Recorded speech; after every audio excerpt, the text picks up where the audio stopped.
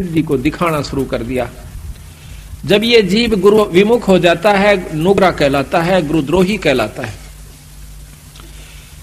उन्होंने उन सिद्धियों को ऐसे ढंग से प्रयोग करना शुरू कर दिया कि किसी को दुख देना शुरू कर दिया और उल्टे काम शुरू कर दिए, जिससे वे राक्षस कहलाए। फिर वही भक्तजन जो पहले सत्संग में आया करते थे और विमुख हो जाने से, निगुरे हो जाने से, मनमुखी हो जाने से वो फिर राक्षस की पदवी को पाए, जबकि उन्होंने ऋषि की पदवी पाना था। गरीबदास जी महाराज कहते हैं, संगत माहे कुसंगत उपजय, जैसे बण में बांस और अपा घिस घिस आग लगा दें, कर दें बनखंड का भी नाश। फिर उन्होंने ऋषियों से भी दुश्मनी मोल ले ली, लड़ाई झगड़े होने करने शुरू कर दिए, उनकी यज्ञों को फेल करना शुरू कर दिया, उनके हवनों में विध्वंस करना शुरू कर दिया। फिर वो राक्षस बन जाते हैं।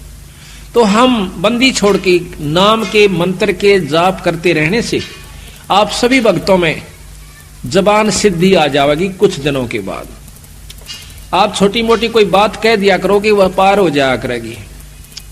आप ये समझोगे कि हमने तो ये बहुत कुछ पा लिया और फिर आप महंत बन जाओगे, जो कि आपके प्रथम नाश का कारण होगा। महाराज कहते हैं, शब्द महल में सिद्ध 24 अंश बिछोड़े विश्व बीसा। हमारे नाम के मंत्र में 24 सिद्धियां आ जाएंगी, 24 सिद्धियां। और कहते हैं उन सिद्धियों से क्या होगा कि आप लोग ये समझोगे कि अब हमारे बराबर कोई नहीं रहा, मैंने उपलब्धि होगी। वो कुछ भी नहीं हुआ। किसी की भैंस का झाड़ा ला दोगे, वह दूध दे देगी। किसी का हाथ फेर दोगे, छोटा मोटा बुखार ठीक हो जाएगा। पर ऐसा मत करना। यही कारण है हमारा डूब जाने का। कभी ऐसा नहीं करा। उसको सतमार्ग देवे और अपने गुरु के पास लावे, उसको उपदेश दिलवावे, उसको मर्यादा बतावे, आप भी मर्यादा में रहे और फिर उसका भी आत्म कल्याण करवा देवे। ठीक है, छोटा मोटा लाभ दे सकते हैं, जैसे झाड़ा लावणीय भी दे देते हैं, उनको भी लाभ हो जाता है। लेकिन दोनों नरक में जाएंगे, जो झाड़ा लवा गया वो भी और लावस है वो भी। झाड़ा लवाणीय ने थोड़ी सी देर रिलीफ हो गया, एक दुख, छोटा सा दुख हो गया, सुख हुआ, आगे बाकी कुत्ते गधे की जुनी ज्यों की त्यों उसकी तैयार से। इसी प्रकार वो झाड़े लावणीय की अपनी कमाई न वो खोण लग रहा से और फिर वो कुत्ते की जुनी में चला जाओगा। तो संतों ने यही बताने की कोशिश की है गरीबदास जी ने हमारे को कि प्रथम तो आप भक्ति कर दे को ना, और लग जाते हो तो फिर उसको निभाते को ना। जब तक आप निभाओगे नहीं, यानी मर्यादा में नहीं चलोगे, तब तक आपको उपलब्धि कोई नहीं होगी। इन बातों को सत्संग में याद दिलाया जाता है। सत्संग में आकर के नाम लेवे, नाम लेकर के फिर मर्यादा में रहे। सबसे पहला गुरु मर्यादा बताई संतों ने कि इससे विमुख हुआ जीव फिर कभी उभर कर नहीं आता। तो ये सब ज्ञान सत्संग से होता है, सत्संग संतों की कृपा से आपको उपलब्ध होता है। जब आप सत्संग में आओगे, संतों की शरण में आओगे, तो आपको बहुत कुछ जानकारी दी जाएगी, आत्म कल्याण की भी और मर्यादा में रहने की भी, और वो अमर मंत्र भी आपको समय आने पर दिया जाएगा। 24 सिद्धियों का थोड़ा सा वर्णन आपको बताते हैं जो गरीबदास जी ने किया है। शब्द महल में सिद्ध 24 अंश बिछोड़े विश्व बीसा, एक सिद्धि सुरदेव मिलावे, एक सिद्धि मन वृत्ति बतावे। एक सिद्धि ऐसी होती है जो जिस इष्ट की आराधना करता है वो इष्ट सामने प्रकट हो जाता है। जैसे कुंती का प्रमाण मिलता है कि उन्हें सूर्य देव का एक मंत्र जाप किया, एक ऋषि ने उसको एक मंत्र दे दिया कि इसका जाप कर लोगे तो आपके पास सूर्य देव प्रकट हो जाएंगे और जो उससे इच्छा व्यक्त करोगे आपकी पूरी कर देंगे। कहते हैं कुंती ने उस मंत्र की परीक्षार्थ कि ये सत्य है असत्य, वो मंत्र का जाप किया, सूर्य देव प्रकट हुए। पुत्र की इच्छा व्यक्त की तो कर्ण उत्पन्न हुआ। तो कहते एक सिद्धि सुरदेव मिलावे, उस सुर कहते हैं देवता को, उस देवता को आप जिसकी आराधना कर रहे हो आपको उसे मिला देगा। एक सिद्धि मन वृत्ति बतावे, एक सिद्धि होती है कि आपने जो मन में सोच रखा है वो जो महात्मा जिसने वह सिद्धि कर रखी है वो बता देगा कि आपका ये कार्य है। आप समझो कि महात्मा के तो चालास है पर है कुछ नहीं, संतों की दृष्टि में वो तो भांड है। अगर ये बता दिया आपके मन में क्या है तो क्या हो गया, कुछ नहीं हुआ। एक सिद्धि मनवर्ती बतावे, एक सिद्धि हो पौन स्वरूपी आकाश में पौन की तरह हल्का हो जाता है। एक सिद्धि होवे अनुरूपी, एक सिद्धि निस्वासर जागे, एक सिद्धि सेवक हो आ गए। एक ऐसा महात्मा बताते हैं, देखा हमने, गांव वाले कहते हैं कि वो बड़ी मां का बैठ गया, दिन सोए ना रात सोए। हमने लोग के देखा कि वो हमने सोता नहीं देखा, अब आसन पर बैठा रहा। लोग के देखा कई दिन तक कोशिश करी, 15-20 दिन, तो कहते हैं उसका फिर मंदिर बन गया, पूजा होने लागी, महात्मा के कमाल है। तो कहते हैं एक सिद्धि निस्वासर जागे, एक सिद्धि सेवक हो आ गए। जो भी आप मनोरथ पूर्ण चाहोगे वो सिद्धि आपकी पूर्ण कर देगी। एक सिद्धि ऐसी होती है। एक सिद्धि सुरगापुर ध्यावे, एक सिद्धि सो जब सब गठछावे, एक सिद्धि सब सागर पीवे, एक सिद्धि जो जुग जुग जीवे। एक सिद्धि ऐसी हो जाती है जो सारे सागर को पी जाती है। कहते हैं अगस्त ऋषि ने, एक अगस्त ऋषि था, उसने 2.5 घूंट में सारे समंदर को पी लिया था।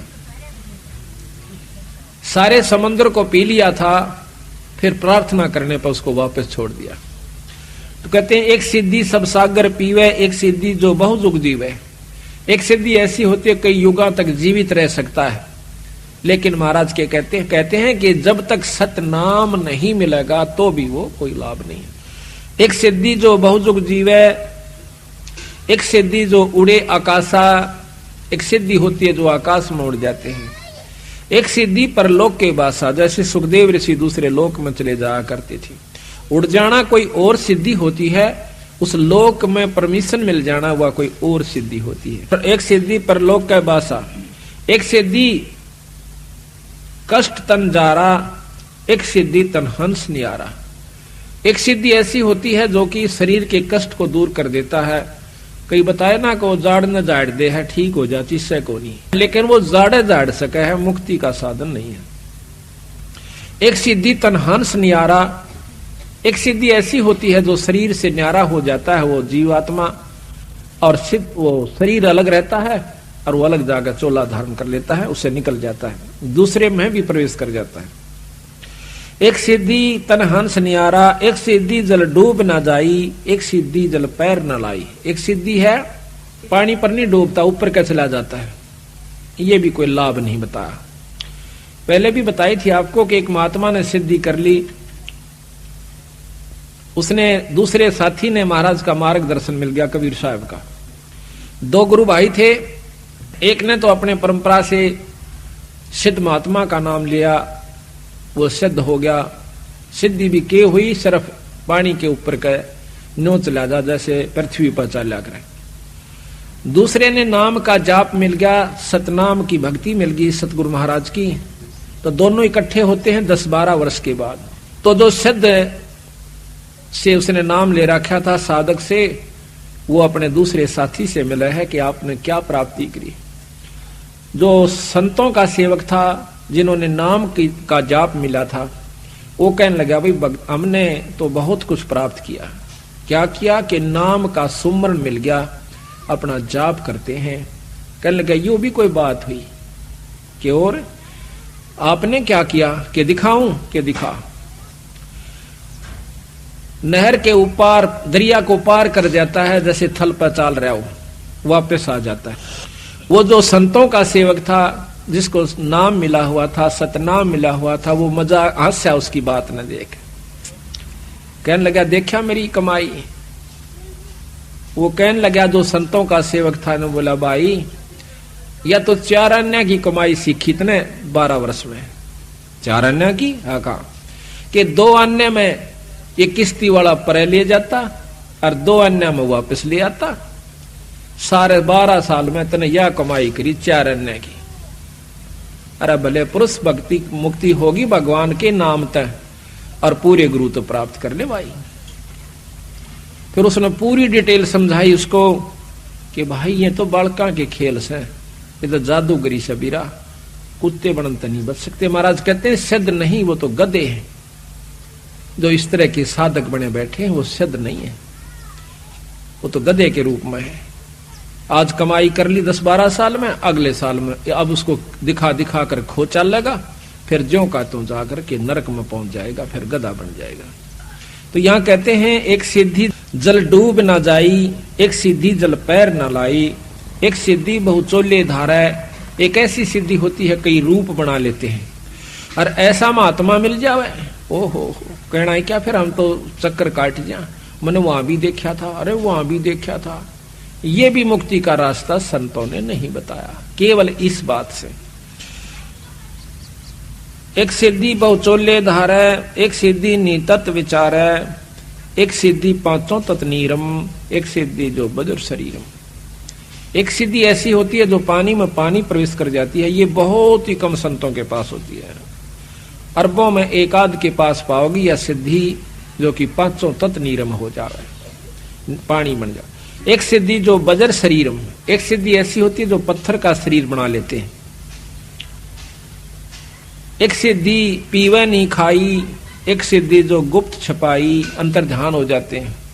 एक सिद्धि कुछ खाता पीता नहीं, सारा दिन मस्त रहता है। एक सिद्धि ब्रह्मांड चलावे, एक सिद्धि सब नाद मिलावे, एता खेल खिलारी खेले, सो हंसा प्रगट बेले, और 24 को ना दिल चावे, सो हंसा शब्द अतीत कहावे। इन सिद्धियों को जो नहीं चाहता वो पूर्ण भक्ति का अधिकारी हो गया, और इन्हीं के अंदर उलझ जाता है, वो जीव का जीव रह जाता है। प्रसिद्धि पूर्ण पटराणी, सतलोक की कहूं निशानी, सतलोक सुख सागर पाया, सतगुरु भेद कबीर लिखाया, परमहंस पेखो परवाना, जन कहता दास गरीब दीवाना। और सतगुरु महाराज कहते हैं कि इतनी उपलब्धियां हमारे एक नाम के मात्र से आ जाएंगी, जबकि एक सिद्धि को प्राप्त करने के लिए एक साधक सैकड़ों वर्ष 50-50 वर्ष साधना करता रहता है। प्रार्थना यह है कि इस नाम के मात्र से आपको बहुत कुछ उपलब्धि होनी शुरू हो जाएंगी। जो बच्चे छोटी छोटी उम्र में आज लग गए सतगुरु के सच्चे नाम से, इनको बहुत लाभ होगा। पर कभी भी अपनी इस सिद्धि का दुरुपयोग नहीं करे और ना ही इसको बर्बाद करे। ये आपकी कमाई है। मूर्ख आदमी होगा जो रुपये बगानता फिरेगा, अपने ठागे तिजोरी में धर दे, बख्तान पर काम आवे। इसी प्रकार यह कमाई है अपने नाम की, भजन की, इसको खोए नहीं, ये सतगुरु का कहना है। अब देखो, इन बातों का ज्ञान सत्संग से होता है। सत्संग में संत जनाते हैं। संत की परिभाषा को समझ लेना ही सबसे उत्तम हमारा प्रथम कर्तव्य है, और तभी हम लाभ उठा पाएंगे। हमारे मन में धारणा ये बनी हुई है कि साधु की परिभाषा जैसे कल भी बताई थी, पर थोड़ी थोड़ी एक आध बार फिर बतानी पड़ेगी, क्यों रोजाना नए हंस आते हैं। साधु की परिभाषा ये नहीं है कि लाल कपड़े ही हो जाना और कंठी माला पैर लेना, जटा और लटा रखा लेना, तन पर लंगोटी हो या वस्त्र भिन्न हो या कोई विशेष मुद्रा हो और चिमटा ले रखा हो या धुनिया पर बैठे हो। ये ही केवल संत की परिभाषा नहीं होती, संत का लक्षण नहीं होते। गरीबदास महाराज जी कल बताया था आपको कि जाट थे छुड़ानी के, और हमारे कबीर साहब भी गृहस्थी थे नहीं, और लेकिन उन्होंने गृहस्थ अपना आश्रम निभाकर दिखाया। 2 बच्चों को, मुर्दों को जिंदा किया था, एक लड़की को एक लड़के को, एक लड़की को एक लड़के को। एक का नाम कमाल रखा, एक की कमाली रखा, लड़की का नाम कमाली। फिर दोनों का पालन पोषण किया, उनको नाम जाप सिखाया और भक्ति और मुक्ति के अधिकारी बनाए। और ताणी बनकर सतगुरु महाराज अपना काम चलाया करते थे। उस रेजा को बेचकर कबीर साहब परमात्मा अपने घर का गुजारा चलाया करता था, और बाकी जो बच जाता था उसको वहीं पर भंडार गरीबों में बांट दिया करते, संतों में बांट दिया करते थे। उनकी वेशभूषा कोई भिन्न नहीं थी, जैसे आप सामने देख रहे हो, धोती और कुर्ते में टोपी जो कि यूपी की वेशभूषा थी उसमें रहा करते थे। गरीबदास महाराज भी छुड़ानी के अंदर जमींदार थे। साधारण अपना जो वेशभूषा होती है धोती और कुर्ते की, उसमें रहा करते थे। हमारे दादा गुरुजी ये भी छावड़े के जाट थे और गोपालपुर में इसको लेना था।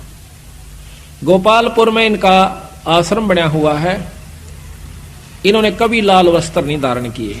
इससे पहले भी हमारे गरीबदास भेख में कोई लाल कपड़े नहीं पहना करता था। कबीर पंथ में भी अभी नहीं पहनते कबीर पंथ में तो, लेकिन गरीबदास पंथ में अब देखा देखी भक्त संतों ने औरों को देखा देखी लाल वस्त्र धारण करने शुरू कर दिए हैं। लेकिन इनकी आवश्यकता भी नहीं है और पहन भी लिए तो कोई बुरी चीज नहीं है, अगर नाम सत्य है तो। सतनाम ठीक है और गुरु ठीक है, शब्द शक्ति उपलब्ध हो जाएगी। वस्त्र किसी भी हो, वस्त्र से परमात्मा पाने की कोई भी ये वो नहीं है कि ये इसी के कारण हमें ये पहचान नहीं है परमात्मा इस पाई हुई है जिसने लाल वस्त्र पहन लिए। परमात्मा के पाने में सहयोग भी कुछ नहीं है लाल वस्त्रों का, किसी भी वस्त्रों का। ये तो सिर्फ शरीर प्रोटेक्शन के लिए, शरीर की रक्षा के लिए होते हैं, गर्मी और सर्दी से बचाने के लिए, और सुविधा हिसाब से बैठन उठन में सुविधा हो इसे वस्त्र पहन लीजिए। तो इसी प्रकार हमारे बंदी छोड़ भगवान ने हमें बताया है कि संत की परिभाषा क्या होती है। संत की परिभाषा है कि वो भगवान की भक्ति करे, सतनाम का जाप करे। गुरु नानक देव आपने देखे होंगे, उनके भी साधारण वेशभूषा जो कि पंजाब के उस समय के वहां के लोग पहना करते थे उसी में रहा करते थे। और किसी भी संत का आप उठाकर देख लीजिए, बाद में जो जिन्होंने अपनी मर्जी से वस्त्र पहनने शुरू कर दिए, शुरू शुरू में बताते हैं कि ये ऐसा प्रचलन चला कि सिद्ध पुरुषों ने जो साधना किया करते थे वो मौन बैठा करते थे और किसी ने बोलना नहीं होया करता था, और बीच में छेड़ देते थे। कई भक्तजन उनसे बात करना चाहते थे तो उनको श्राप दे दिया करते थे। अब श्राप देने से भक्तों ने अर्ज करी, हाथ जोड़ने शुरू करे, महाराज ऐसे मत करा करो, हम दुखी हो जाते हैं। कहते थे कि हमें क्यों छेड़ते हैं जब हम साधना कर रहे हैं। तो किसी ने कहा कि आप कोई ऐसे वस्त्र धारण करा करो महाराज कि ताकि नो पता चल जाए कि आप साधक हो, ताकि आपको ना छेड़े। तो इन्होंने लाल वस्त्र अपने पहनने शुरू कर दिए। पहचान होगी कि ये साधक है, साधना कर रहा है, उसको कोई नहीं छोड़ता था, ना बोलते थे। अब उसकी दूसरा इसमें फला ये भी है कि उस समय ये गेरुए कपड़े जो है मैले कम होते हैं, सफेद कपड़े ज्यादा मैले होते हैं, वो बार बार धोने पड़ते हैं। इसको लेकर भी संतों ने अपने लाल वस्त्र पहनने शुरू कर दिए। बाकी वस्त्र की परमात्मा पाने में कोई सहयोग नहीं है, केवल अपनी सुविधा जैसी भी शरीर प्रोटेक्शन, बॉडी प्रोटेक्शन यानी शरीर की सुरक्षा के लिए किसी भी वस्त्र पहनिए, पर मर्यादा ठीक हो, नियम ठीक हो, आपकी आस्था ठीक हो, आपके विचार ठीक हो, भक्ति आप कीजिए, किसी व्यवस्था में कीजिए। आप खेत में काम करते हुए कीजिए, आप घर पे काम करते हुए कीजिए, आप अपने दफ्तर में कीजिए, अपनी दुकान पर कीजिए, अपनी मजदूरी कर रहे तो कीजिए। ईश्वर के नाम का जाप करने से आपके अंतःकरण के अंदर एक तो सफाई आवेगी। जो सेवा आप करते हो सत्संग में आकर के, इससे आपका अंतःकरण साफ होता है। कल भी आपको बताया था, लेकिन रोजाना थोड़ा थोड़ा दोहराना पड़ा है क्योंकि नए भक्तजन आते हैं। जितनी आप सेवा सत्संग में करोगे उतना ही आपको लाभ ज्यादा होगा, अंतःकरण में सफाई आवेगी। और जब आपको 7वां दिन होगा, आप देख लीजिए जो यहाँ सेवा कर रहे हैं, और जब आप यहाँ से जाओगे आपकी आंखों से आंसू नहीं रुकेंगे। जिन्होंने तन मन से और सच्चे भाव से सेवा की है, सब तय बस की बात नहीं होती, आपका भी कसूर नहीं, हमारे भी ऐसे हो जाता है। तो इससे सिद्ध होता है कि आपका जो अंतःकरण है वो निर्मल हो चुका है सेवा के कारण। सेवा प्रथम है हमारे अहंकार रूपी राक्षस को खत्म करने की। सत्संग में ये रिहर्सल कराई जाती है। सत्संग एक ट्रेनिंग सेंटर भी है, जो कि एक जैसे खेल के अंदर, उस खेलन का जो अंतिम समय आवश्यक है उससे पहले बहुत मेहनत करवाई जाती है खिलाड़ियों की। उनको वो नियम सिखाए जाते हैं कि ऐसे ऐसे आपने करना होगा, जबकि आपका सही तत्व बगेगा जब वो खेल शुरू होगा। तो उस समय हमारी सबसे बड़ी आंट के बनेगी, अहंकार हमारा सबसे बड़ा दुश्मन है, जो परमात्मा को कति पसंद नहीं है। जो झुक नहीं सकता उसमें भक्ति प्रवेश नहीं हो पाई।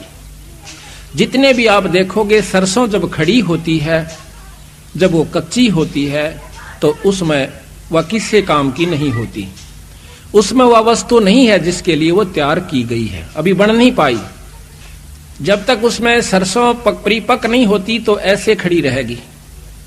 जितना उसमें कीमत बढ़ती जाओगी वह झुकना शुरू कर देगी, ऐसे लटक जाओगी कि धरती में टिक जाऊं अगर स्थान मिल जावे तो। इसी प्रकार जो परमात्मा के प्यारे हंस हैं, भक्तजन हैं, उनमें नम्रता नहीं आई और उन्होंने झुकना नहीं सीखा, तो भक्ति उनमें 70 जन्म भी नहीं की जा सकती, ना वो पार हो सकते। ये नियम है संतों का। हमारा सबसे बड़ा दुश्मन अहंकार है। कल रावण का प्रकरण दिया था कि अपने सिर को काट के भगवान शिव जी का ऊपर चढ़ा दिया 10 बार। हम इतनी भक्ति कभी भी नहीं कर सकते, लेकिन उसमें कमजोरी यही रही कि उसने नमस्कार करना नहीं सीखा। अभिमान चाहे भक्ति का हो जावे, चाहे पद का हो जावे, पैसे का हो जावे, ऊंचे कुल का हो जावे, दान का हो जावे, ये भी हानिकारक ही रहेगा।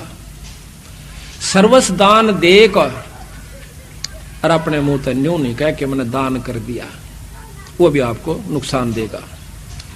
ना कीजिए, लेकिन करके ये मत कह दीजिए कि मैंने बहुत ये जितना दे दिया। वहां पर हम कुछ नहीं कर सकते। सेवा करके भी अभिमान हो सकता है कि मैंने दिन रात सेवा करी। जीव कुछ नहीं कर सकता जब तक ईश्वरीय रजा उसके ऊपर, गुरु कृपा नहीं होती और उसके पिछले संस्कार प्रभावी नहीं होते, पिछले पुण्य कर्म उस पर दबाव देते हैं। जैसे माड़े कर्म का जीव कुसंगत में जाकर बैठेगा, चाहे 100 जने बरज लो उसको, वहीं पर जाएगा। अच्छे संस्कार का जीव, अच्छे संस्कार की हंस आत्मा, वो पुण्य कर्म इंसानों के पास, भक्तों के पास जाएगी, वो सत्संग में आवेगा। आज आप देख रहे हो कि यहां पर अगर नाचने और गाने का रागनी कंपटीशन का प्रोग्राम होता तो 50-60 हजार व्यक्ति सहमत आ जाते बिना बुलाए। और हम कम से कम भी 20 महीना से पहले पत्र डाल रहे हैं, इश्तिहार लगा रहे हैं, हाथ जोड़ जोड़ कर निमंत्रण दे रहे हैं कि 2 घड़ी जरूर आना, 1 दिन का समय मिले अवश्य आना, तो नहीं आ पा रही है। यही कारण है कि सकल पदार्थ हैं जग माही, पर भाग बिना नर पावत नहीं। और जिनके 16 दिन हैं, जिनके शुभ कर्म ज्यादा प्रभावी हैं, वो कई सैकड़ों किलोमीटरों से चलकर आज भगवान के दरबार में आए। और कल कितनी सर्दी थी, छोटे छोटे मासूम बच्चों को लेकर अपनी गोदी में आज भगवान के दरबार में आए। ऐसा क्यों? क्योंकि उनके पुण्य कर्म लाए हैं। और जिनके माड़े कर्म है वो मनमाने को रिश्तेदार आ जा और उन ले जावा किता कह देगा भैंस मोल लेनी से मैंने दिवा के ला। अब शर्म के मारे, लोक लिहाज के मारे उसकी गेल ऋषि बूंदी सर्दी में और किरा कई जगह गोबर में 5-10 वाया आवेगा और 1 हफ्ते में गेला छोड़ है वो उसका, उसमें खुश होगा क्योंकि उसके भाग ही ऐसे हैं। उसकी सच्ची लगन नहीं बनी, भाग अपने हाथ होते हैं बनाने कुछ। अपनी सच्ची तड़फ बनावे परमात्मा, आज तक बुलाइयो मालिक, जब ईश्वर रजा करेंगे आपकी सच्ची तड़फ को देखकर आपको समय भी देंगे, आपको हौसला भी देंगे, आपको छुट्टी भी देंगे। इस काल के कोल्लू में तय ये आपका काम खत्म नहीं हो सकता। हम चले जाएंगे पर काम जो का तो बाकी छोड़ जाएंगे, चाहे कितनी व्यवस्था बनाकर चले जाइयो, ये खत्म नहीं हो सकता। तो संतों ने कहा है कि इसमें से थोड़ा सा जरूर निकालना पड़ेगा। थोड़ा सा समय दुख पाओ चाहे सुख पाओ, आप कितना ही जरूरी कार्य है एक बार छोड़ कर देखो ईश्वर के नाम पर, और फिर उसका जाकर देखना कि वो आपका होया पावस है या उसमें नुकसान होता है कि लाभ होश है। आपको ऐसे ऐसे प्रमाण हम हमारे भक्तों के बताएंगे कि आप हैरान रह जाओगे। जो सत्संग में आए वो गए हैं तो उनका काम होया पाया। छोटे छोटे काम तो छोटे ही होते हैं जो 8 बना दें और वही पूरे हो जाते विश्वास बना दें। सतगुरु महाराज में बहुत बड़ी कृपा है, बंदी छोड़ कबीर साहब में। ये अनंत करोड़ ब्रह्मांड के परमात्मा है। अब इनको हम समझ नहीं पाए। क्यों नहीं समझ पाए? क्योंकि हम हिंदू होने के नाते तो अपने 3 लोक के परमात्माओं की गाथाओं में ही हम मस्त रहे। बचपन से वही गाथाएं सुनी, उन्हीं की कथाएं सुनी, उन्हीं के परिचय सुने, उन्हीं के चमत्कार सुने और हमने मान लिया कि ये पूर्ण यही शक्तियां हैं। फिर उनकी जैसा भी हमने ज्ञान था, उनकी भी अगर हम सतमार्ग से भक्ति करें, सद्भाव से, तो कुछ प्राप्ति, कुछ लाभ वो भी दे सकते हैं। कल भी बताया था आपको, जितनी जिस भी परमात्मा में जितनी शक्ति है उतना अवश्य आपको लाभ दे। किसी देव का आसरा है तो उतना लाभ अवश्य देगा। 3 लोक की परम शक्ति ब्रह्मा विष्णु महेश आदरणीय और पूजनीय शक्तियां हैं। इनकी भी साधना अगर आप विधि और नियम से करते हो तो ये भी आपको उतना अवश्य लाभ देंगे। लेकिन ब्रह्म से ऊपर एक पार ब्रह्म शक्ति बताई है। अब इन बातों का ऊपर बहुत विचार करना होगा, जब जाकर के हम इस बात को पकड़ पाएंगे कि ब्रह्म से ऊपर एक पार ब्रह्म शक्ति होती है। क्योंकि ब्रह्म, अगर परब्रह्म कोई ऐसा शब्द आया है तो शक्ति दोष है। आखिर में विद्वान लोग कहते हैं कि परमात्मा एक है, दो नहीं है। परमात्मा एक है। परमात्मा की परिभाषा भी भिन्न है। परम कहते हैं श्रेष्ठ आत्मा, उत्तम आत्मा। परमात्मा विष्णु जी भी हैं, परमात्मा शंकर जी भी हैं, परमात्मा विष्णु भगवान भी हैं, ब्रह्मा जी भी हैं। परमात्मा देवी अष्टंगी माई भी है और परमात्मा निरंजन ब्रह्म भी है, ज्योत निरंजन जिसे कहते हैं। पर इनसे परमात्मा एक परब्रह्म शक्ति है। परब्रह्म से ऊपर एक पूर्ण ब्रह्म परमात्मा है। परमेश्वर शब्द को आप ले लीजिए, ईश नाम मालिक का होता है, ईश बहुत है। उसके बाद ईश्वर, उस ईश से भी श्रेष्ठ शक्ति, वर श्रेष्ठ को भी कहते हैं, वर पति को भी कहते हैं। उस परमात्मा यानी ईष्ट भगवान का भी, ईश का भी ईश ईश्वर हुआ। फिर परमेश्वर यानी उस ईश्वर से भी एक परम शक्ति है जिसको परम ईश्वर कहा। जब परम शब्द लग गया है ईश्वर के साथ तो उससे बड़ी शक्ति है, उससे भिन्न शक्ति है। अब दादा और परदादा, दादा से ऊपर उसका पिता जो है परदादा कहलाता है। तो जब पूर्ण ब्रह्म आया है तो ब्रह्म इनकम्प्लीट ब्रह्म भी है, अधूरा ब्रह्म भी है कोई। ये जीव भी ब्रह्म है पर यह पूर्ण ब्रह्म नहीं है। ब्रह्मा विष्णु महेश भी ब्रह्म है परंतु पूर्ण ब्रह्म नहीं है। ज्योत निरंजन भी ब्रह्म है पर यह पूर्ण ब्रह्म नहीं, पर हमसे उत्तिष्ठ है, जीव से उत्तम शक्ति के ब्रह्म है।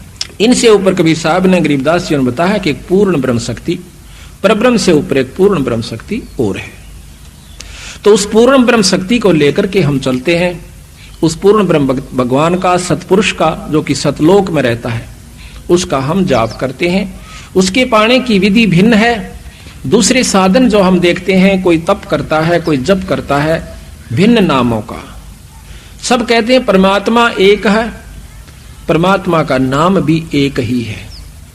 बाकी उसके जो विशेषण शब्द और चीज होती है, पर असली नाम जो उसका वो कोई और है। जैसे हम राम राम कहें, राम नाम जपण का नहीं बताया संतों ने।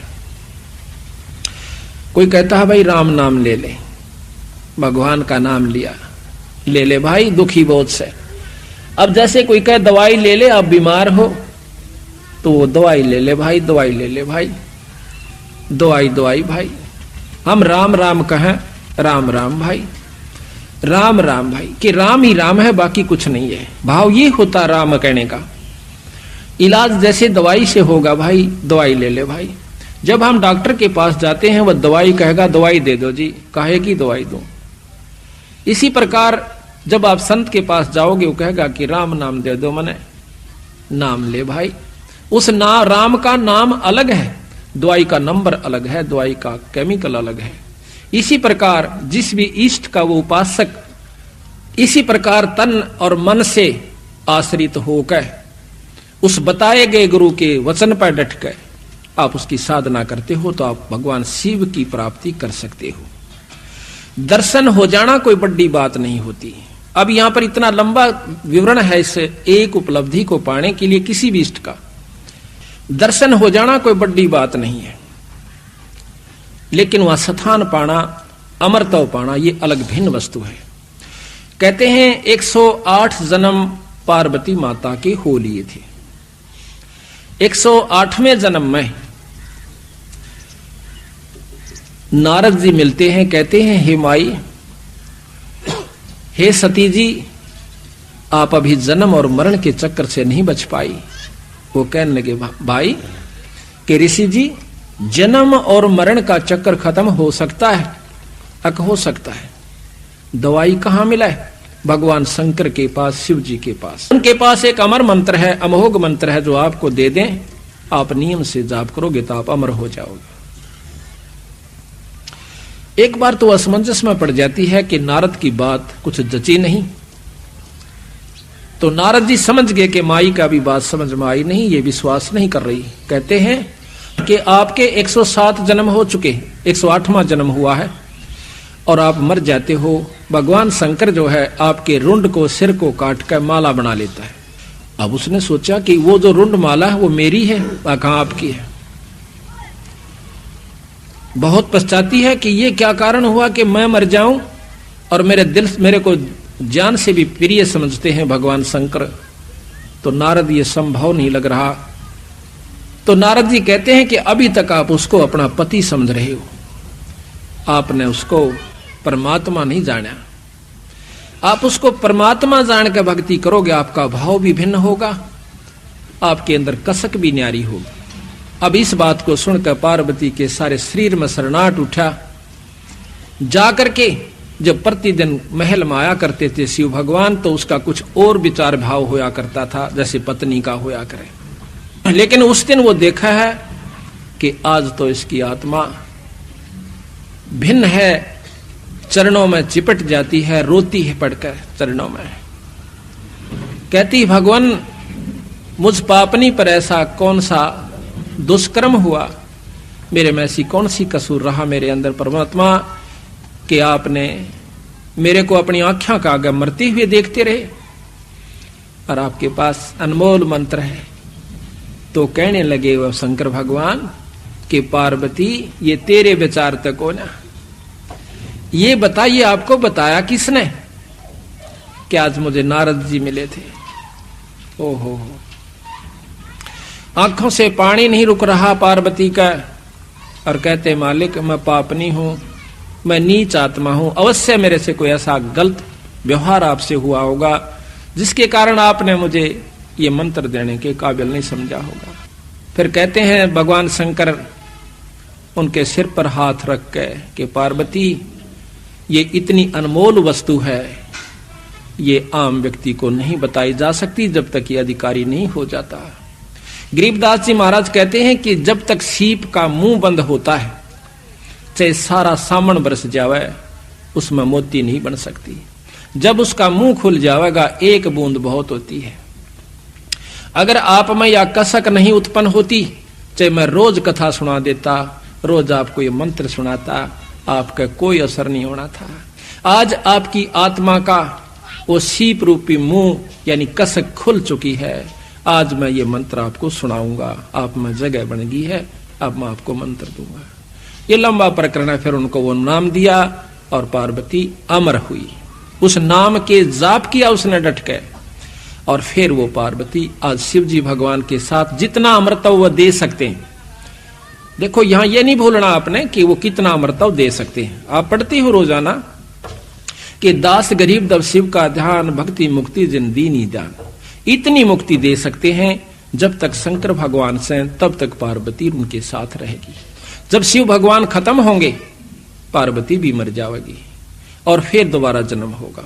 ऐसा प्रमाण मिलता है कि कहते हैं 14 इंद्र मर जाते हैं जब एक ब्रह्मा मरता है। एक इंद्र की आयु है कि 288 युग तक जीवित रहता है।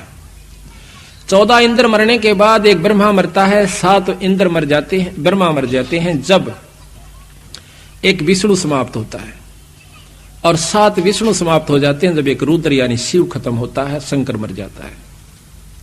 तो ये प्रमाण मिलते हैं। फिर लिखा है कि जब महाप्रलय होती है, पृथ्वी तत्व को जल तत्व खत्म कर देगा, जल तत्व को अग्नि तत्व, अग्नि को वायु, वायु को आकाश अपने अंदर समा लेगा, और फिर आकाश को ओंकार निरंजन ब्रह्म अपने अंदर समा लेगा, ब्रह्म को पार ब्रह्म यानी अवगित पुरुष अपने अंदर समा लेगा।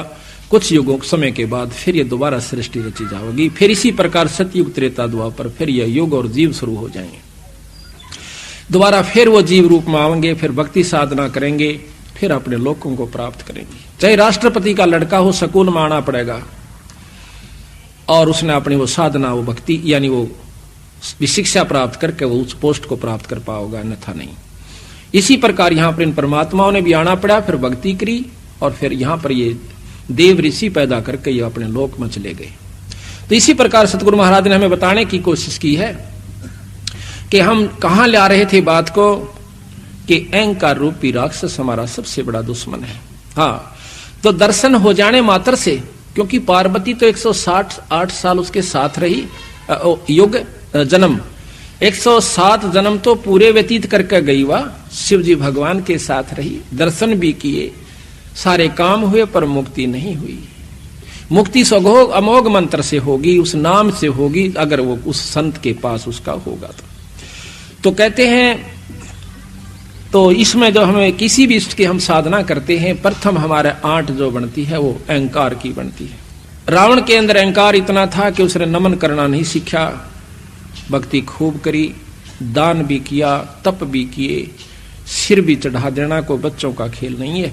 पर सिर चढ़ाना कोई काटने तय मतलब नहीं है, संतों का सिर चढ़ाना झुका देना, और गुरु की आज्ञा आवही, गुरु की आज्ञा जा, कहे कबीर सो संत है फिर आवागमन नशा। यानी गुरु को बहुत महत्व दिया सतगुरु महाराज ने। अब यहाँ गुरु क्या सिखाता है, प्रथम के लंबी दंडौत कीजिए। अगर ऐसा नहीं करता है तो अधिकारी नहीं हो पाएगा। चाहे हम कितनी अच्छी पोस्ट पे, चाहे एसपी सिलेक्ट हुए और जाकर ट्रेनिंग सेंटर में जाते हैं, उनको पूरा रिहर्सल करवाया जाता है, लंबी क्रॉलिंग भी करवाई जाती है, लंबा सारा जो भी उनकी प्रक्रिया वो सारी करनी पड़ती है, फिर जाकर के वो अधिकारी बनता है। अगर वो ऐसा नहीं करता तो वहां फेल हो जाता है। इसी प्रकार यहां पर आने के बाद हमने वो रिहर्सल जो गुरु बताया हुआ करनी पड़ेगी। अगर ऐसा आप नहीं करते हो तो आप उससे क्षेत्र के अधिकारी नहीं हो। तो यहां पर सबसे पहला अहंकार रूपी राक्षस खत्म करने का एकमात्र रास्ता है कि हम अपने आप को दंडोत प्रणाम करें, अपने गुरु के सामने, संतों के सामने, और साथ में अपने पूर्ण ब्रह्म परमात्मा इस ग्रंथ साहब के सामने।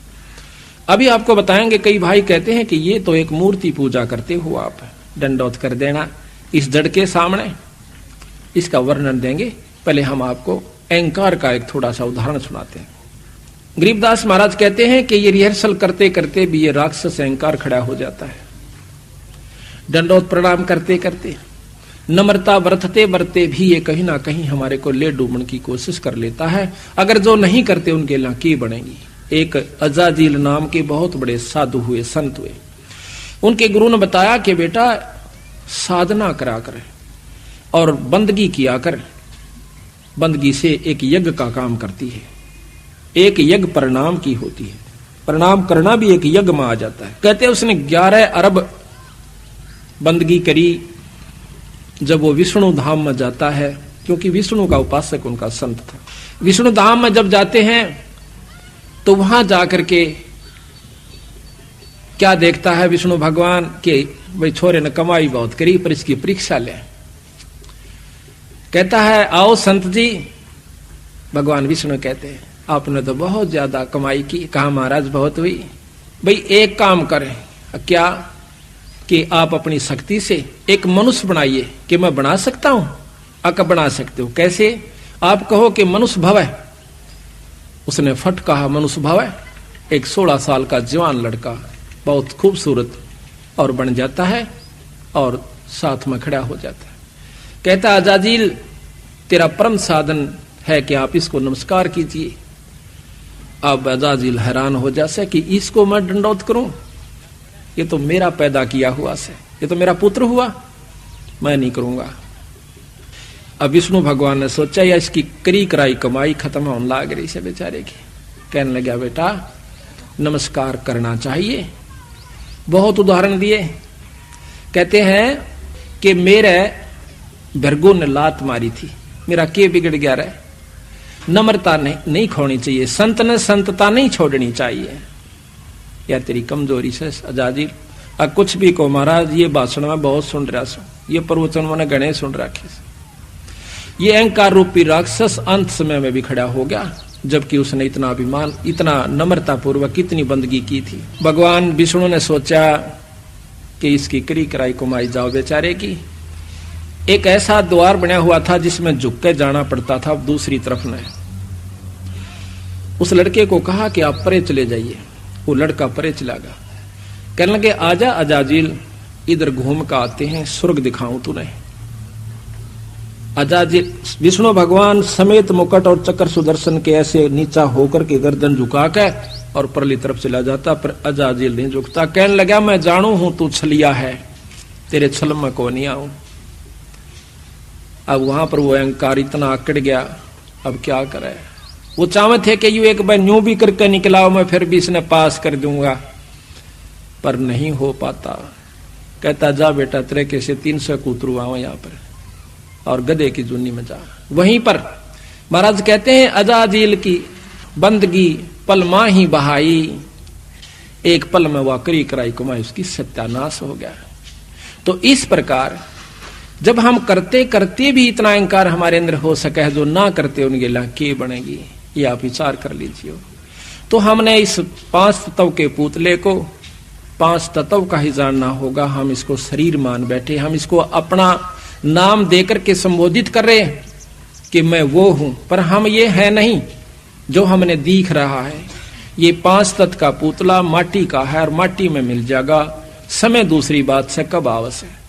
कबीर साहब कहते हैं कि साथी हमारे चले गए, हम भी चालन हारे, भाई कागज में बाकी रही तात लागरी वारे। साथी हमारे चले गए, हम भी चालन वाले से, पर हमारे कागज में बरहरी से थोड़ी बहुत कमी, आपा बेड़त गोली हो जाएंगे। तो जब जाना यहां से और फिर कमाई नहीं बनी तो भाई कोई फायदा नहीं, यहां पर चाहे चक्रवर्ती राजा होकर चला जा। गरीबदास जी महाराज कहते हैं पृथ्वीपति चकवे गए जिनके चक्र चलंत, रावण श्री के कौन गए इसे जालिए अनंत। जिन्होंने सतमार्ग नहीं पाया, जिनको पूरा गुरु नहीं मिला और सच्चा मार्गदर्शन नहीं हुआ और डट कर भक्ति नहीं बनी, तो कुछ काम नहीं आओगा। यहां पर चाहे सारी पृथ्वी पर राजा होकर चला जाओ। गरीबदास जी महाराज कहते हैं कि अगम निगम को खोज ले तू बुद्धि विवेक विचार, उदय अस्त का राज मिले तो बिन नाम बिगार। उदय अस्त जहां से सूर्य उदय हो और अस्त जहां छिपाए, अर्थात सारी पृथ्वी का राजा भी हो जाए, अगर भक्ति नहीं बनी तो ये राज भी बेगार होती है। बेगार को बहुत अच्छी तरह समझते हो, जिसमें अन्ना एक मिलानी डोल घनी हो, उसको बेगार कहते हैं। तो इसी प्रकार संत आकर के हमें बार बार समझाने की कोशिश करते हैं। जैसा आपको सबसे पहले बताया था कि ये संतों की कृपा से हमें ज्ञान होता है, और गुरु का इसमें सबसे बड़ा महत्व सतगुरु महाराज ने दिया। प्रथम तो हम भक्ति मार्ग पर लगते नहीं, और लगते हैं तब मनमुखी हो जाते हैं। मनमुखी होने तब बात नहीं बनती। अभी आपको बताया था कि जो साधक थे वो मनमुखी हो गए, वो राक्षस बन गए। अपने हिसाब से साधना करनी शुरू कर दी, अपने हिसाब से चलना शुरू कर दिया, जिसके कारण वो अपनी भक्ति को भी नष्ट कर गए और अपने आप को सत्यानाश करके चले गए। उस समय उनको महसूस नहीं होता, उस समय तो वह सोचा है तू बहुत कुछ कर रहा है। तो इसी प्रकार हम आपको विशेष रूप से समझाने की कोशिश करेंगे, क्योंकि हमारा कोई स्वार्थ नहीं है आपसे, परमार्थ जरूर है। हमने इस बात का पता चला तभी हम इस मार्ग को अपनाया और इस रास्ते को अपना करके चले, और जिसका परिणाम यह हुआ कि आज 10-15 हजार भक्त आत्माएं जो कि कति नरक में डूबी हुई थी, आज सतगुरु शरण में आकर आज उनकी फुलवाड़ी सी खिली हुई से सारे परिवार की। दारू छोड़ दी उस परिवार ने, हुक्का तंबाकू सिगरेट छोड़ दिया। जिनके माता पिताजी आकर के दारू पी के आया करते थे और बच्चे कोना में लुक जाया करते थे, उसकी मां ने कुट्या करता था, बच्चे आगा जंगे उनका बेराना कित थप्पड़ मार दिया करता, होठ सूज जाया करते थे। पिता ने आकर अपने बच्चों को छाती के लगाना होता है, वो दुष्ट आत्मा उनको कुट्या करते थे उस पानी को पी करके, कड़वे पानी को पी करके। आज उस परिवार में वो बच्चे इतने सुखी और प्रफुल्लित हैं। आज ये देख रहे हो छोटे छोटे बच्चे ये तो टेलीविजन आगे भी नहीं बैठ सकते इतनी सावधानी से जितने के आज यहां बैठे हुए हैं। क्यों बैठे हुए हैं कि इनके पिछले संस्कार बहुत ही अच्छे हैं, जो कि ये सत्संग में आकर के इतनी सावधानी से सुनते हैं। हमने यहां रोहतक में सत्संग किया 6-6 घंटे, ये छोटे छोटे बालक में बैठे रहा करते थे, 1 मिनट भी ये उठ करके कहीं नहीं जाया करते थे। इनसे पता चला कि पिछले ऋषि हैं ये पिछले संत हैं, जो कि ना कि यहाँ गाना है, ना कोई बजाना है, ना कोई टेलीविजन या कोई रिक्रिएशन का ऐसा साधन है जिससे कि आकर्षित होकर बैठा रहे, पर इनकी आत्मा में वो कसक है, पिछला जो जन्म का संस्कार है वो प्रभावी है, जिसके कारण ये आज यहाँ पर बैठ करके और बड़े आदर से सुनते रहते हैं, बड़े ध्यान से सुनते रहते हैं। महाराज भी कहते हैं कि कबीर कमाई अपनी कभू ना निष्फल जा, 7 समुद्राड्य मिलेगा हुआ। ये पिछले जन्मों से भक्तात्मा भजन करती हुई आ रही है। जिसने आज 60 साल का हो लिया रीबता, इन्हों सोची भी नहीं है कि भक्ति करया करें, उसने अभी तक भक्ति रूपी नाम रूपी बीज बोया भी नहीं सह, किसी युग में भी, चौथा युग में आ चुके हैं। और जिन्हों के बचपन में नाम मिला है इन भक्तात्माओं के, इन बच्चों को, तो इनके पिछले युगा युग एक संस्कार, युगा युगा की भक्ति भी जिन्होंने बो रखा है और इनका ये सफल करके चले जाओगे। अब हमने ये सोच रखा है कि नाम का जाप भक्ति केवल वो लोग करते हैं जो घर छोड़ कर चले जाएं या कति अखंड ब्रह्मचारी रहे। दरो ने 5.5 साल के नाम लेकर के 5 साल के 5.5 साल में ईश्वर प्राप्ति की थी। वो सतयुग का समय था, आत्मा साफ होया करती थी, इतना दूषित वातावरण नहीं था, और पूरा नाम सतनाम मिले पाछा यो जीव घड़ियाण का काम नहीं से रोया, और परमात्मा को उस नाम का जाप 6 महीना में परमात्मा प्राप्ति हुई। उसके बाद शादी कराई, शादी करा करके उसने 36,000 वर्ष राज किया। फिर प्रहलाद का प्रमाण मिलता है कि 10 साल की उम्र में उसने परमात्मा प्राप्ति की, नरसिंह रूप में उसको दर्शन दिए, ईश्वर प्राप्ति हुई कि मांग बाई के मांग से। क्या मांगू सतगुरु आपके सामने, हे परमात्मा आप सर्वज्ञ हो, सर्व जानने वाले हो। तो कहते हैं फिर धरु प्रहलाद ने भी अपना ब्याह करवाया और भक्ति करके अपने इष्ट प्राप्ति की और राज किया। प्रहलाद का पोता राजा बलि था, प्रहलाद का लड़का बैलोचन हुआ और पोता राजा बलि था, जिसने बहुत अच्छा यज्ञ किए, जिसमें भगवान ने भी आकर के उनसे सामने प्रकट होकर के दान लेना पड़ा। तो इस प्रकार परमात्मा की भक्ति वही जन कर सकते हैं जो कि पीछे करते आ रहे हैं। थोड़ा पीछे गरीब भक्ति बंदगी दीजिए जोगन जोगन जगदीश, और मैं लखूं अलेख को अदर मुकट धर से, गृह बे लोक अलोक चाऊं नहीं, इच्छा नहीं अचूक, अदली आद कबीर के चरण कमल की भूख। कहते हैं मैंने तो बंदी छोड़कर अपने परमात्मा सतपुरुष कबीर साहिब की चरणा की भूख से। गरीब अवगत कहो अदली कहो, अदली अविगत एक, भक्ति हेत हितकार करे चोले धरे अनेक। गरीब बांदी जाम गुलाम है, खाने जाद खरीद, अनहदपुर में ले गए मिले दीद बर दीद। तो इस प्रकार जब हम संतां की शरण में आते हैं तो हमें लाभ मिलता है। तो पहली कड़ी आपको बताई थी कि गुरु होता है। अब आपको एक थोड़ी सी कथा सुनाएंगे, बहुत विस्तृत, और जिसके अंदर आपको कई शिक्षाएं मिलेंगी। ये कथाएं कैण सुनन की कोना, कल भी आपको बताया था ये बात कैण सुनन की ना से कर पाड़ने की है। अभी आपको कबीर साहब के कबीर सागर, जो कि बहुत बड़ा ग्रंथ है, उसमें आपको सुनाएंगे और दिखाएंगे। वीर सिंह बघेला नाम का एक काशी का नवाब था, उसने अपने घर पर सत्संग करवा रखा था। तो सत्संग में भक्त जन संत जन आए हुए थे, तो उन संतों ने आकर अपनी साधना यानी भक्ति भजन शुरू किया। बंदी छोड़ कबीर साहब भी वहां पर जा बैठे। उन्हीं सत्संगी यानी भक्त जनों के अंदर तो आप अपना जिसने जितना ज्ञान था प्रवचन कर रहे थे। कबीर साहब का असली उद्देश्य यही था कि अभी हम सतमार्ग दर्शन करें। जब तक इस जीव को सतमार्ग दर्शन नहीं होगा, यू भक्ति भी कर जाएगा लेकिन वो वस्तु प्राप्त नहीं कर सकता जिसके लिए मनुष्य शरीर प्राप्त हुआ है। पहले तो आपको मौखिक सुनाता हूं, फिर इसमें मोटे मोटे आपको उदाहरण सुनाऊंगा। तो वहां पर नामदेव जी और भी कई संत आए हुए थे। तो कबीर साहब उनके बीच में जाकर बैठ जाता है। कोई आप अपनी साधना विशेष बता रहे थे, कोई राम का जाप, कोई कृष्ण का जाप, कोई निर्गुण परमात्मा की भक्ति जैसे भी उन्हें ज्ञान था वो बता रहे थे। कबीर साहब को कहने लगे कि आप भी सुनाओ भगत जी। बंदी छोड़ते एक साधारण से भेष में, जैसा भी यूपी का वेशभूषा थी उसमें बैठे थे। तो वो कहने लगा, भाई की सुनाऊं, आप तो महान विद्वान सो, मैं क्या सुना सकता हूं आपको। अगर नहीं कुछ तो जरूर सुनाओ, आप आए हो, आप विद्वान लगते हो। अगर नहीं विद्वान नहीं, मैं तो अनपढ़ हूं। कोई बात नहीं, अनपढ़ भी तो परमात्मा के साधक होते हैं। तो सतगुरु महाराज फिर सुनाना शुरू करते हैं। जैसा कि मैंने अभी आपको बताया था कि राम कृष्ण तीन लोक के परमात्मा है।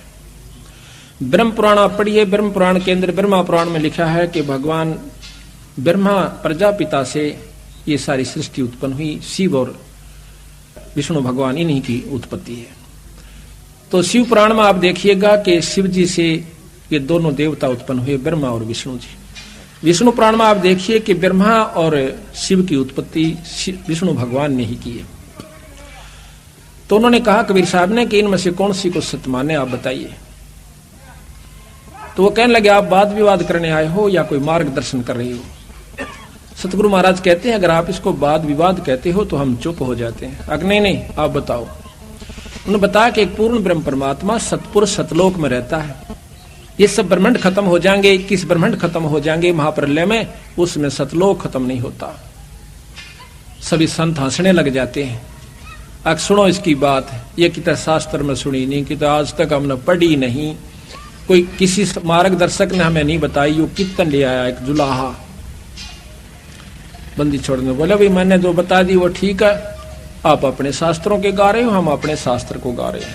तो नामदेव जाकर के वीर सिंह बघेला को, जो कि अपनी छत पर बैठा हुआ दूर से आनंद ले रहा था। ये राजा लोग यहीं तक सीमित हुआ करते थे कि भाई धर्म करवाना से, धर्म करने वाले धर्म कर रहे से, अपना पाठ कर रहे से, कोई सत्संग आ रहा है वो ठाठता अपने महल में बैठे है। ये कोई भजन और भक्ति और सत्संग नहीं होता, ना धर्म होता। तो नामदेव जाकर कहने लगा, महाराज एक बेरानी किया रहा सिरफरानियों का है, इस राम कृष्ण तो बहुत छोटी शक्ति है, इनसे ऊपर एक और बड़ी शक्ति है। तो राजा कहने लगा, उसको यहाँ लाओ बुला कर। छड़ीदार एक नौकर भेजा कि जाओ उसको बुला के लाओ, कबीर नाम है उसका। वो छड़ीदार यानी वो सेवक जाता है, कबीर साहब को कहता है कि आपको राजा याद करे। कबीर साहब कहने लगे, भाई ना तो मैंने राजा की आवश्यकता, ना मैंने दान धर्म कोई उनसे उपासना, वो क्या नाम है, धन उपार्जन करना। हम तो भाई 2 रोटी दाल रोटी खाने वाले से कि तो मिल जाए ठीक से, अगर गरज है तो राजा यहां आ जाओ। अभी यहां पर यह नहीं समझना कि कबीर साहब ने अभिमान किया, अभिमान तोड़ने के लिए किया। राजा को जाकर छड़ीदार ने और 2 बात फालतू लगाई कि महाराज वो तो आपकी बात भी नहीं सुनता, कहता यहां आ जाए अगर उसको गरज है तो। राजा कहने लगा, नामदेव भी चढ़ गया, देखा जी। राजा कहता है कि नामदेव वो संत है, कोई भांड होता ना भिखारी, राजा बुलावे और संत ना आवे, नो सोचो मेरा ना जोड़ी भर देगा, तेरी बात जाता। लेकिन उसने देखा भी नहीं हमारी तरफ, मैं चलूंगा भाई। तो अपने घोड़े हाथी सजवा के और आता है सज दज के। कहते हैं कबीर साहब के धर्मदास, जब राजा नजदीक आया तो मैंने एक सिद्धि दिखाई, जमीन से 1.25 हाथ ऊपर अपना आसन कर लिया। 1.25 हाथ ऊपर मैं जैसे जमीन पर नहीं हूं, 1.25 हाथ ऊपर बैठा हूं। राजा इस क्रिया को देख कर एकदम अचंभित हो जाता है, आकर के लंबी दंडौत प्रणाम करता है। फिर उनसे ज्ञान पूछता है, ज्ञान पूछ करके फिर हम उसको बताया, वो बहुत प्रभावी होता है। कहता है मुझे नाम दे दीजिए। कहने लगा, भाई चलो कोई बात नहीं। घर चले जाते हैं, उनको उपदेश दे दिया, सारे परिवार ने नाम लिया।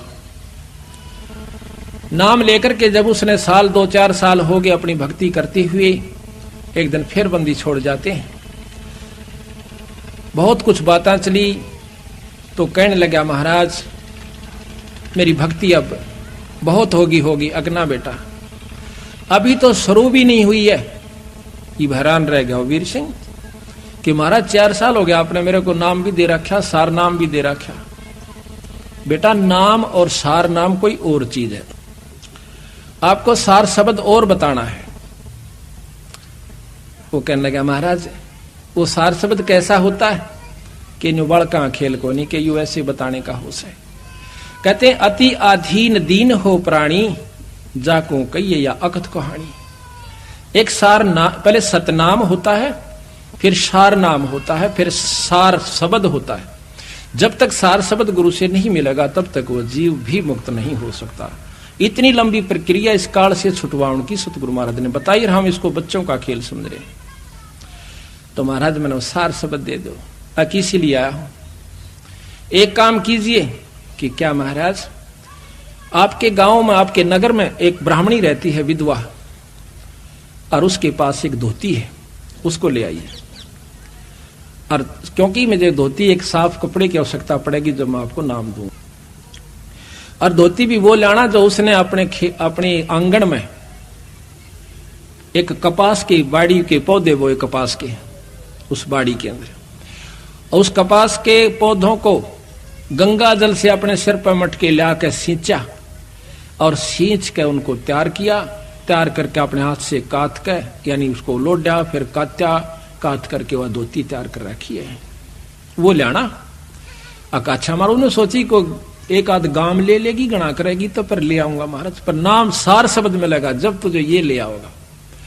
अब वो वीर सिंह बघेला अपने सर्वेंट नौकर को लेकर के 5-7 सिपाहियों को जाता है, जाके बता दिया कि महाराज आ रहे हैं। उसने आसन दे दिया, बिछा दिया, दूध का लोटा भर के लाई, महाराज दूध पी लो। कहने लगा, बहन दूध मैं जब पीऊंगा जब आप मेरी एक प्रार्थना स्वीकार कर लोगे। हुक्म करो परवरदिगार, आप तो मालिक हो प्रजा के, आपने प्रार्थना हुक्म करो कि मैं एक सार शब्द प्राप्त करना है अपने गुरु से, और वो मुझे जब मिलेगा जब मैं आपसे धोती ले जाऊंगा। कौन सी धोती महाराज? सैकड़ों धोतियां हैं, जो चाहो सो ले। कि वो धोती जो आपने ऐसे ऐसे तैयार करी है। वो कहने लगी, महाराज यह धोती मैं नहीं दे सकती आपको। क्यों? क्योंकि ये मैंने अपने इष्ट जगन्नाथ के लिए तैयार कर रखी है, और इसमें मेरा एक एक प्रेम मेरे इष्ट के नाम पर प्रो रखा मैं नहीं दे सकती। मेरा सिर काट दे, परिवार ने खत्म कर दे, देश निकाला दे राजन, या कौन जो, ये मेरे भगवान की खातिर से। अब ज्ञान हो चुका था, उपदेशी था। उपदेशी ना होता तो 2 मारता, दड़ाकर काट ले जाता उसमें, पर नहीं बोला। यही होता है ज्ञानी और अज्ञानी के अंदर अंतर हो जाता है जब सत्संगी हो जाता है। महाराज कहते हैं कि राजा योगी एक सुनो रे झुमकरा। जिसके घर में, जिसके अंतःकरण में तत्व भेद हो जाता है, उसमें राजा में और योगी में कोई अंतर नहीं रहता। तो उस समय मायूस होकर ने बोला, बहन मेरे खोटे कर्म से बहुत दुष्ट आत्मा सु मैं। प्रथम तो राम नाम की सोचो नहीं था, और ये सोची है तो मैंने अब फिर मेरा जीवन अधूरा रह गया। आंखों में आंसू भरे आया और उठकर चल पड़ता है। आके बंदी छोड़ से कहता है, सतगुरु महानीच आत्मा सु मैं। अब क्या बात हुई भाई? कि महाराज ऐसे ऐसे उसने कहा कि ये धोती मैं अपने इष्ट के लिए तैयार कर रखी है, मैं आपको नहीं दे सकती, चाहे सिर काट दो। बंदी छोड़ महापापी जीव सु हो सकता है किसी जन्म में फिर सूत बैठेगा। ऐसे कर बैठ जाता मायूस होकर सतगुरु के चरणों में। बंदी छोड़ कहते हैं कि ये शर्त मैं अपनी वापस लेता हूं भाई, पर थोड़ी सी एक मदद और कर दे।